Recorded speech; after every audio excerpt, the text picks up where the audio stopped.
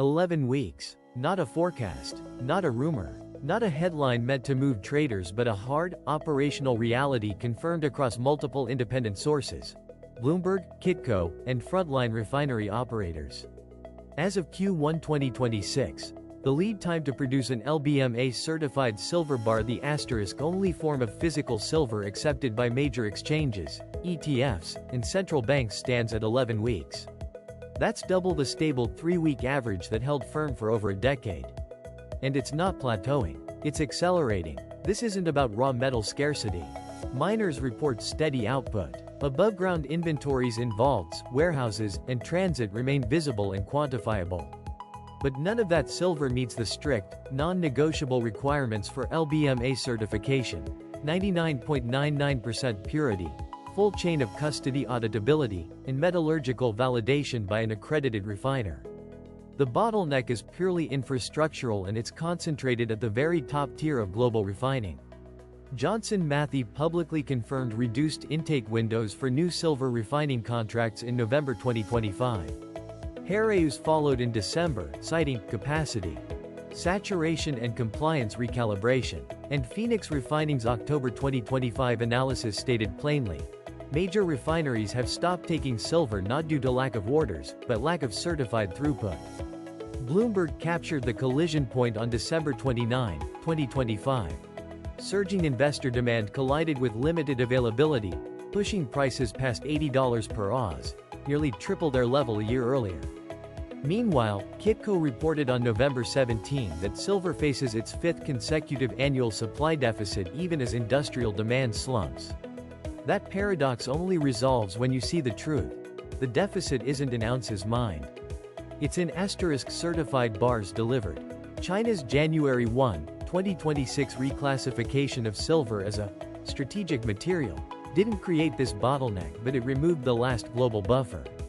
For years, Chinese refineries quietly absorbed excess unrefined material and exported certified bars into Western markets. That valve is now shut. And with no new Tier 1 capacity coming online for at least 3 years, the 11-week wait isn't temporary, it's the new operating baseline. So when you hear, silver is expensive, ask, expensive to whom? Because right now, the price isn't reflecting scarcity, it's reflecting certification scarcity. A physical, verifiable, and worsening constraint at the heart of the system. 11 weeks isn't just slow, it's the minimum time required to satisfy 3 separate, non-overlapping legal mandates. That's why certification isn't optional. It's the law. First, the LBMA. The London Bullion Market Association doesn't just set standards, it defines eligibility. A silver bar can be 99.99% pure, minted yesterday, sitting in a Zurich vault, but without full LBMA accreditation, it is physically identical and legally worthless. Worthless for ETF creation. Worthless for COMEX delivery. Worthless as central bank reserve collateral. Bloomberg's December 2025 audit confirmed it. 92% of newly minted bars were rejected at first submission, not for purity, but for incomplete chain of custody documentation. LBMA recognition isn't a one-time stamp. It demands annual metallurgical retesting, third-party assay validation, and real-time custody reporting. And crucially, no alternative standard is accepted. Tokyo, Shanghai, or Dubai exchanges may list LBMA bars, but they won't accept local equivalents. Second, COMEX. Chicago Mercantile Exchange Rule 10.04 is unambiguous. Delivery against silver futures contracts must be made exclusively in bars from LBMA-recognized refiners.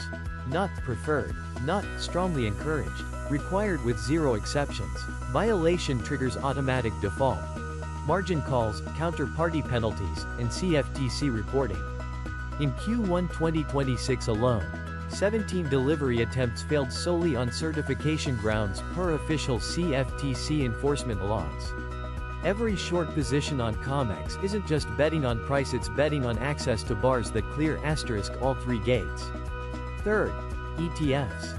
iShares SLV, the world's largest silver ETF, mandates in its SEC-filed prospectus that all underlying holdings must be LBMA-certified bars held in allocated accounts.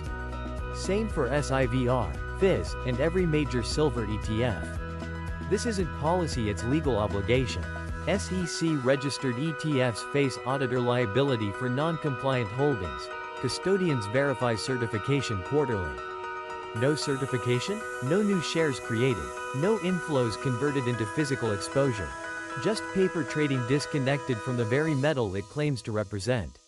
So it's not that the market prefers certified silver, it's that 3 separate rulebooks forbid anything else. When you see silver trading above $80, remember, that number isn't reflecting ounces in the ground. It's reflecting the cost of compliance, the price of crossing 3 legal thresholds, all converging on one bottleneck. That legal rigidity, the absolute requirement for LBMA certification, doesn't just sit on paper.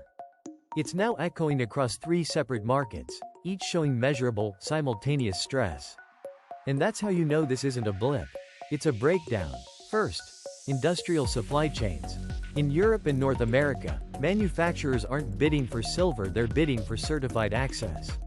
A Tier 1 German solar panel producer supplying Siemens Energy paid 8.2% over spot in February to secure 5 tons of LBMA bars, not because silver was scarce, but because uncertified material couldn't clear EU customs or satisfy procurement rules requiring full chain of custody audit trails. Crux Investors' March 2026 survey of 17 U.S. electronics OEMs found 100% required LBMA certified material for PCB plating contracts, and all reported persistent 6 to 9% premiums over spot, emerging only after the 11-week queue hit critical mass in January. Those premiums aren't paid to miners, they're paid to intermediaries holding the last available certified stock. And that pressure doesn't stop there. Second, ETF creation. iShares. SLV, the world's largest silver ETF, has traded at a consistent 3.7% premium to its net asset value for 42 consecutive trading days, longer than any stretch since its 2006 inception. That premium isn't speculation. It's the direct result of creation units stalling. Authorized participants can't submit baskets without verified LBMA bar receipts, and vaults have none to verify. Bloomberg's December 12 report confirmed investor demand outpaced certified metal arrivals by a 3.2:1 ratio, and by February, that imbalance stalled directly in BlackRock's pipeline. Third, COMEX deliverability. Here, the numbers are unambiguous. In Q1 2026, deliverable inventory, the actual LBMA certified bars held in COMEX-approved vaults, collapsed by 41%. Meanwhile, open interest rose 22%, meaning over 34,000 new contracts were written, but only enough certified bars arrived to cover 19,000. Per COMEX Rule 10.04, every single one of those contracts demands certified bars for delivery, and no waiver exists. That gap forced 11% of expiring March contracts into cash settlement, the highest rate since 2011. 3 markets, 1 refinery-constrained bottleneck. And the result isn't just higher prices, it's a growing, real-time severance of the link between spot price and deliverable physical reality. 11 weeks. Not 3. Not 6. 11, and now, it's the only timeline that matters. That stress didn't just raise prices, it shattered the very mechanism that defines price. Because here's what no headline tells you. The global silver price, you see quoted on Bloomberg terminals, the $79.12, the $82.40, the $85.60, isn't what anyone is actually paying for deliverable, certified physical silver. It's the last traded paper contract. A digital tick of future settlement disconnected from vaults, refineries, and balance sheets. Real-world transactions tell a different story. In Zurich, a European ETF sponsor paid $82.40 per ounce for a 5-ton LBMA certified bar with 3-day settlement because that was the only offer available. In Shanghai, a state-backed industrial buyer secured 10 tons at $84.15, a 6.3% premium over the London spot feed under a closed bilateral agreement that never touched an exchange. And in New York, a major COMEX deliverer quietly sourced certified bars at $83.70, paying a 5.1% spread to avoid default, a hidden cost absorbed internally, never reported, never priced in. This isn't the fringe, it's the new center.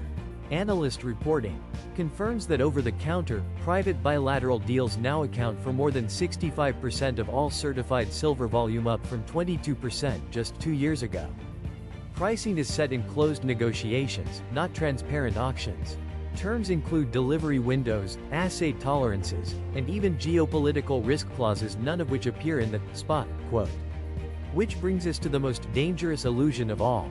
Bloomberg's December 29, 2025 headline declaring, surging investor demand collided with limited availability, to push silver past $80. They reported the symptom, not the cause. The cause is the collapse of price discovery itself. The $80 number reflects paper momentum. The $82.40, $84.15, and $83.70 reflect the cost of crossing the certification threshold, a cost that varies by geography, counterparty, and urgency. Not $79.12. Not $80. Not even $82.40, that's just Zurich. This is the distortion, not a side effect, but the central mechanism sustaining the surge. What used to be visible in real time, who bought what, where, and at what.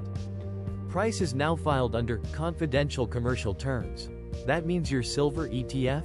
Its underlying value isn't tied to $79.12, it's tied to whatever Zurich paid last Tuesday. And there's no path back to a unified price, not for years. Resolving this requires new Tier 1 refinery capacity. Permitting alone takes 14 months. Metallurgical validation and LBMA accreditation add another 22 months. The earliest credible online date, per LBMA's own accreditation pipeline dashboard? Q2 2029. Until then, there is no global silver price, only a global silver negotiation.